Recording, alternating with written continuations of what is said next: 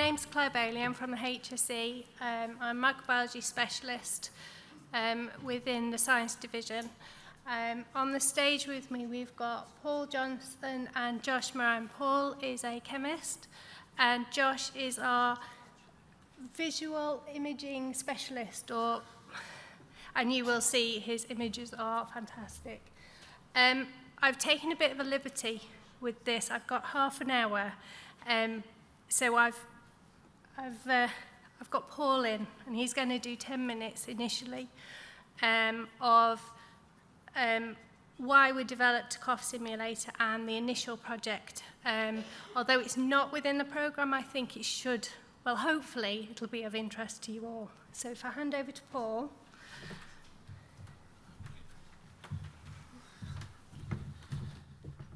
Yes, good afternoon, everybody. I'm Paul Johnson, underlined there.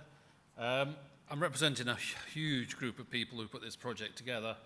We've got aerosol scientists, engineers, visual imaging specialists, a whole group of people who have helped with this. So I'm just representing them. Hopefully I'll do them justice. During COVID, as I'm sure you're all aware, RPE was quite important in managing prevention, infection protection. I'll start again. The reason for this has varied because people were using masks, people were told to use masks, but a lot of people found it uncomfortable to do so. They found these things a little bit more easier to use, so there's comfort. People do use them in their daily jobs, in the the healthcare industry, but people were using them with a perception that they prevented cough. Now, the thing about a visor is designed for splash protection. It's used to reinforce RPE, but it's not RPE particularly on its own, but with the perception that cough was also being protected against. So HSC ran a virtual PPE team during the pandemic. Their job was to provide information and support to anything related to PPE in the workplace. And it did occur to them that people were using these things on their own, but there was no evidence as to how protective they were. It was all presumed protection. When they are tested in workplace, visors are tested against the British standard 166, and it is splash protection. It uses a laser, which is fired at the mask. If it gets past the mask, it's a fail, but it is very much a straight line, not a swirling cough. So where are we? I keep forgetting I was down there. As a result of this, the PPE team decided this is something that should be investigated, try and get some evidence for it. So working with the WHO, they decided that a project was be required that would allow to determine how protective face visors can be. So the project was brought about, and it was evaluate the protectiveness of a range of face shields, protecting the wearer against droplet challenge, mimicking a human cough. Now, mimicking the human cough was perhaps the hardest bit of this to do. So we set about it with our team of people. The first thing we did was take EN 166. It places the visor on a cradle, which can be adjusted into about 9 different positions: forward, backwards, left, right, up, down. The reason for this is obviously because nobody stares forward all the time, plus there's relative positions, so you may have someone in an NHS setting when they're on a bed below you, or if you're a hairdresser, you may be sitting above them as well. So all these different types of positions. So we're not expecting people to walk around with their heads up all the time. It is a relative position. So this is pretty much straight from the British standard. So we had our workshops build this for us. The only difference is this is using a laser, and a laser is fired straight at the mannequin head. We replaced the laser with a cough. Now, obviously, we can't cough at the thing, so we had to make a cough simulator, human cough simulator. It was based on a design by a guy called Lindsay, an American. He measured the coughs of people with influenza. So we got a 4.2 litre expulsion. We follows this, you can see it here, this kind of pattern. There's a big cough and then it sort of peters out. So that is based on real data from people. We mimicked his parameters. The only thing we did is his was a wooden device with bellows. Our engineers decided that we were going to do 6,000 to 7,000 coughs through the thing. We wanted a big metal one, so we got a big metal one instead. Okay. Here's a little video of it in operation. So we draw the piston back, we fill this tube up with fluorescent dye, and it coughs. So that's it. It's not very exciting. Normally people expect a little bit more out of this thing. So what we do is we fill that plastic tube with a aerosol from a spray gun. The aerosol contains the fluorescent dye so we can tell where it's gone. The 4.2 litres is pushed through, empties the tube, and it comes out as an explosive cough, following that pattern we saw earlier. Okay, this is the experimental setup we used. So we have a breathing machine. The idea was that we would cough at people when they were breathing in, as a worst case scenario. We've got the mannequin head on the cradle, and we've got the cough simulator over here. I don't know if anyone knows, we're from HSE, and we had Vomiting Larry, was perhaps one of our stars from a few years back. This is Colin the cough. He's not quite as pretty, but he does a job. So we got visors with WHO, we got the NHS stockpiles, we got WHO got them from around the world, so low, medium income countries. So we got a whole variety. Some of them just felt good when you held them. Some of them were absolutely terrible, with bits of felt stapled to a plastic sheet. So a whole variety, different designs, different lengths, different widths, bit of a wraparound, headbands, different types of fastening. And as you can see, there's some like giant spectacle type things as well. So we were testing them all. To test them, we put on a template over the mannequin head. It covers 3 zones, so the eyes, nose, and mouth, and we coughed at it as it breathed in. And there it is in place. So rather than try and count the number of spots, we decided to do a high, low, medium. As you can see, a couple of dots counted as medium. This was sort of like the background one we used. So the cough would impact. We would get someone, Zoe, sitting in a little dark room with a fluorescent lamp, counting the dots. So we could tell which positions and which design features were actually offering more protection.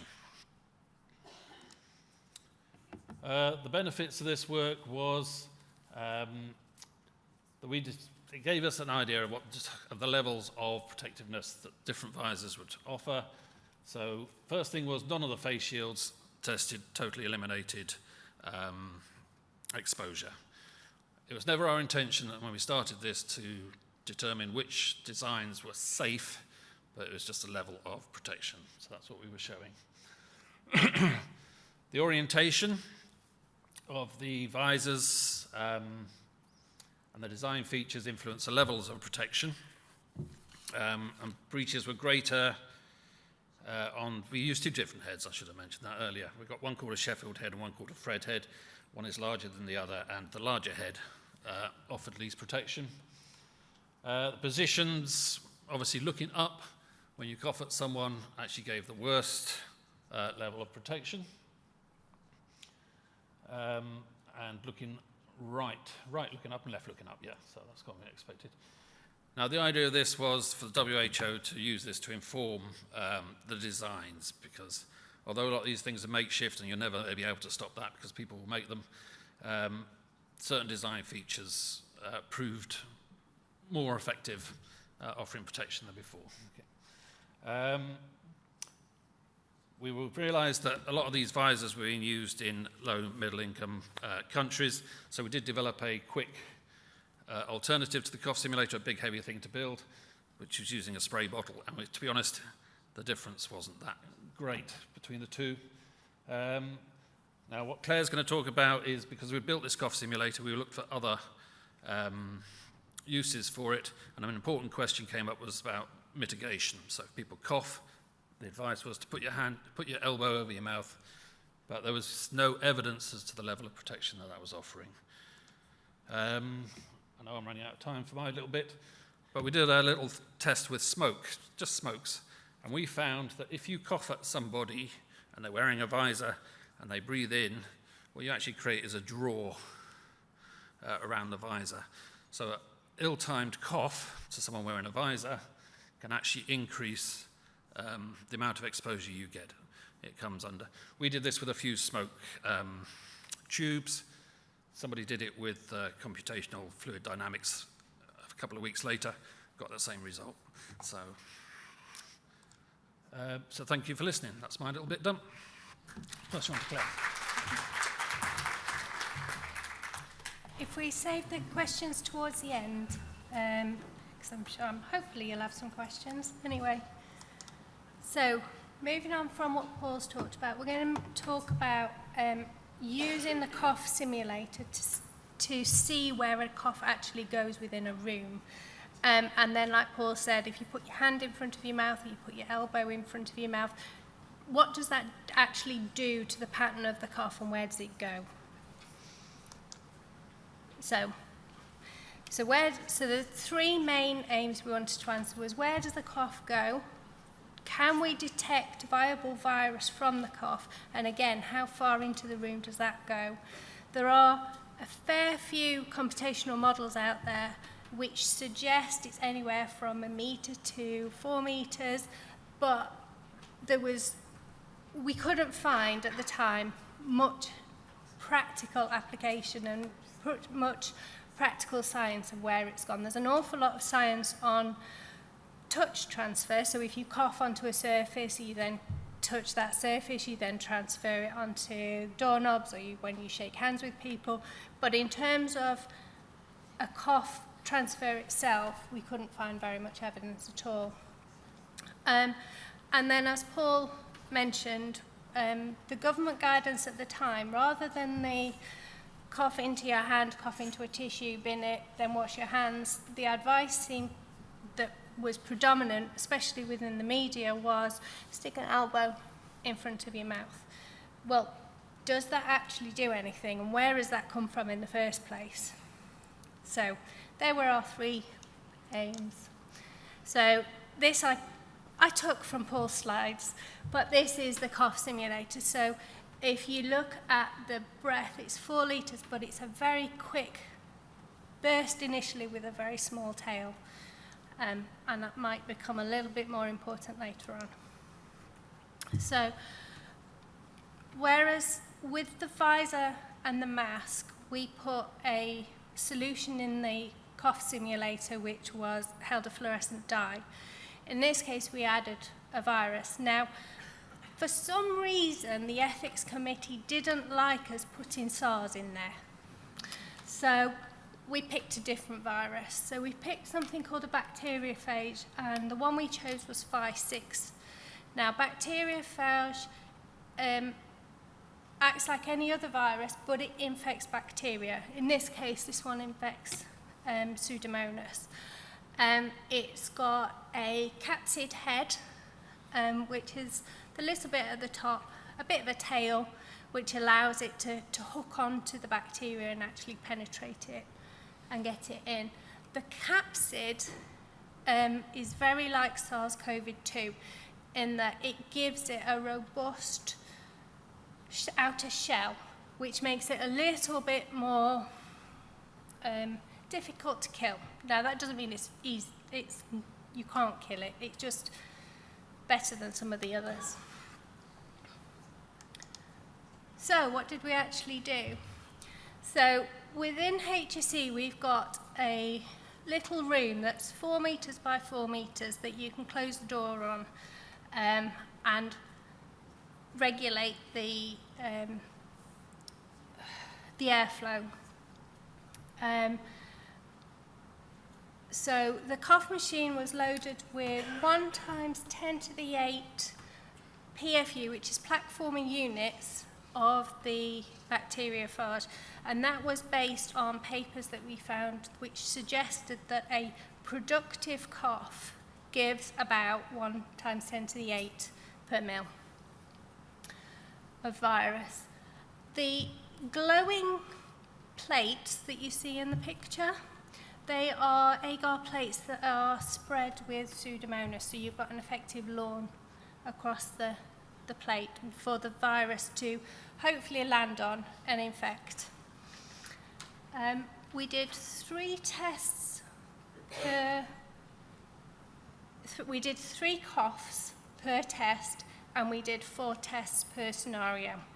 So with the virus, we did no intervention, so just basically coughing into the room. The second one was coughing into a cupped hand, and then the third one was coughing into a bare elbow. So, sorry about the pictures, but there's me. So what we did was a little bit of looking at how people coughed, and we went with the most common, so putting a hand in front of your mouth, quite close, but not actually rammed against your mouth, and the same with the elbow. So what are we looking for in terms of the plates? So normally, when you're looking at bacterial growth, you're looking to count the dots. So you're looking to count these bits here, and each of those is a colony forming unit. With virus, you're looking for an absence, so where it's landed on the bacteria, it's infected it, and then you get no growth. So that's these bits here. So what did we actually get? And I apologise, this is not the best, or not the easiest to see, but A is where there's no intervention, B is the hand cupped in front of the mouth, and C is the elbow. And we're looking for basic patterns. So if you look at A, and again you have to excuse my scribbles, you get a little pattern there with a slight drift off to the right hand side. We think the drift was to do with the airflow within the room rather than the cough itself. With the hand cupped in front of the mouth, you've got low levels of detection throughout the whole room, but it is concentrated and it goes right the way across the room and much closer to the cough itself. And then with the elbow, you get quite a large drop off between 0.5 to a metre away from the cough source. You then get spread to the left and spread to the right. And if you look, the darker the spots, the higher the numbers of virus that we detected. And if you actually look, you get a much more diffuse pattern through the room. I just want to draw your attention to this bit, this spot here. Now that was 4 metres away from the cough, at about head height. And actually with the elbow in front of the mouth, the virus went much further, and we think that's to do with the airflow. So because you're directing it up and over the elbow, we think it's pushing the particles higher and further down. So in conclusion, we got low levels of virus was recovered from the cough, but we could see a pattern. The mitigations don't appear to stop the viral environment from being contaminated, they just appear to redirect it. But the virus did travel further when an elbow was placed in front of the mouth. And as I say, live virus was detected up to 4 metres away. So here comes Josh's trickery. Could we visualise that cough to actually explain our results better? So we set the room up as before, and we got 2 very strong white lights. One positioned just slightly behind the cough, The head, yeah, the cough head, and one just in front. And the idea was to illuminate as many particles as we possibly could. And then we used a very expensive high-speed camera to actually visualize it. So what does the cough actually look like?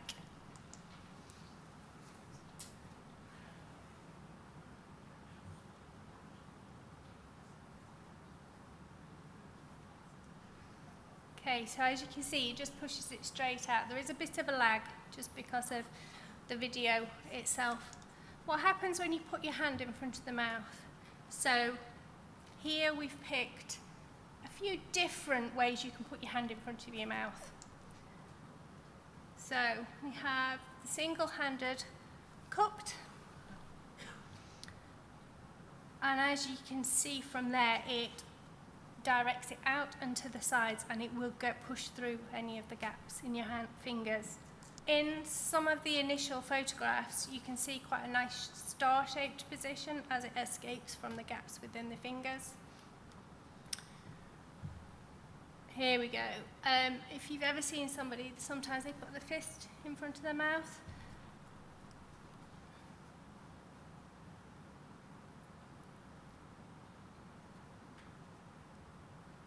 There's a bit of a lag. Here we go.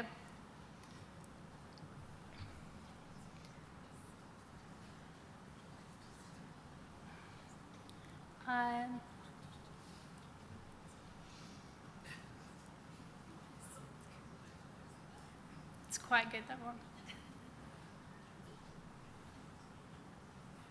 And then finally, what happens if you put a tissue in front of your mouth?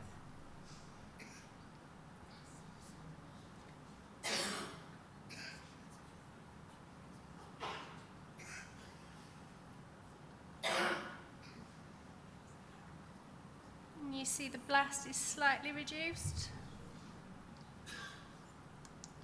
Okay, so placing a hand in front of your mouth just seems to direct the blast. If you put a cupped fist in front of your mouth, it really doesn't seem to do anything at all. Whereas the cupped hand and the hands in the two hands in front of you does seem to direct it, but it directs it back and behind you. So you could potentially infect the person behind you while you were coughing.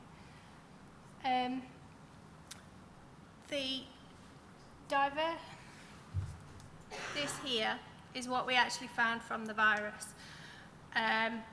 So we got much lower levels of live virus within the room, and I think that shows the reason we get that is because you've got this behind you, you're just blasting it to the sides, so you're not getting that definite blast into the room.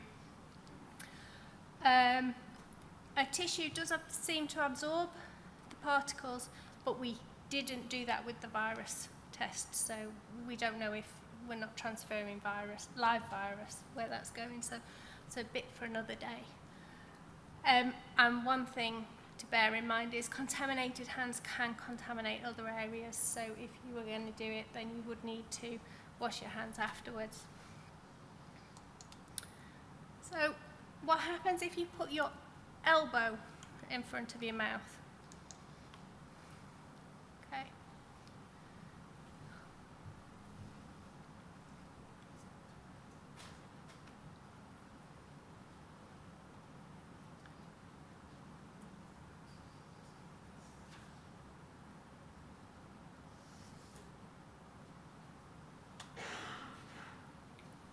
So that was the sleeved elbow versus a bare elbow.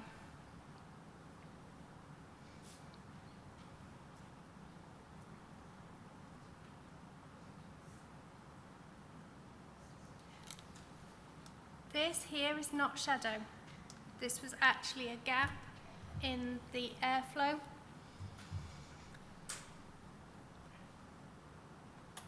And then this is really, the elbow really jammed into your mouth.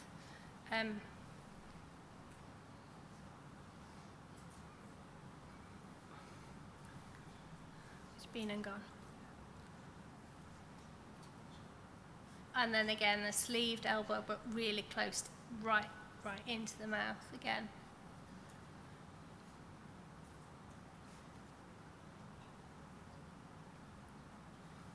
So there you go.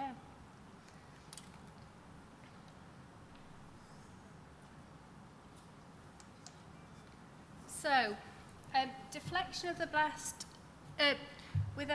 when your elbow is in a more comfortable position in front of your mouth, it does seem to project the blast over and under the elbow, which I think explains this a little bit more, because you've got the directed blow down is depositing quite low in front of the cough mouth itself, but the blast that's directed above the elbow is travelling much further, and which also explains this up here.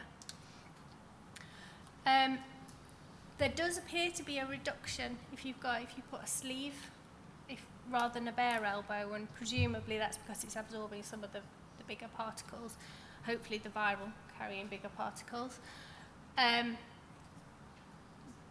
again, jamming the elbow right into the mouth while you cough does reduce it. However, that's quite uncomfortable. If you actually give that a go, you start to feel a pull on your shoulder. And then the other thing to note is, if you cough into your hand, you're contaminating your hands, and then you go and touch things and transfer it across. With an elbow, you're less likely to get surface-to-surface transfer, although people do sit and hold their arms and cross their arms, in which case you might get contaminated surfaces. Okay, so this one links back into the work we did with Paul. It was a bit of an add-on, really.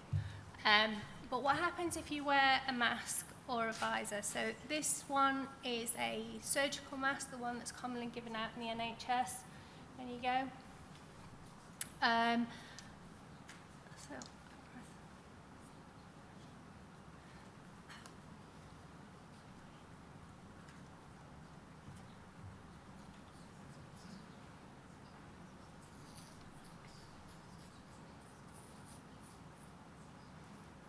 then the visor, this was quite a good one from the test, but we aren't product advertising. It's just the one that we had on hand.